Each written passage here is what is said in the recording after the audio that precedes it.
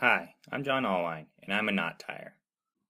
When I proposed to my wife, I used a ring that I wove by hand. I had never tied a knot out of wire before, nor anything as small as a ring, so I had no idea what I wanted it to look like. To figure it out, I experimented with different wire thicknesses, weave patterns, and knot configurations, tying a complete ring each time to test each change. This took hours per iteration, and as an effects artist and a software developer, it occurred to me that there was a better way to preview these small changes.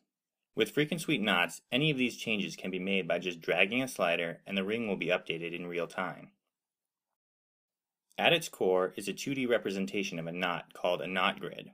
You can construct a knot grid on regular grid paper and is traditionally how these kinds of knots are planned out. By following the diagonals of a grid and wrapping around when you reach an edge, you will eventually come back to the beginning, completing the knot. The knot can then be mapped to various 3D forms. The one we just tied works flat as a disc, as a cylinder, or as a sphere. Different knot grid configurations can be mapped to various shapes. Another benefit of representing knots in 3D is they can then be 3D printed rather than having to be tied. Here we have a realistic render out of Blender that was set up to mimic this photo of a 3D printed version of the same model.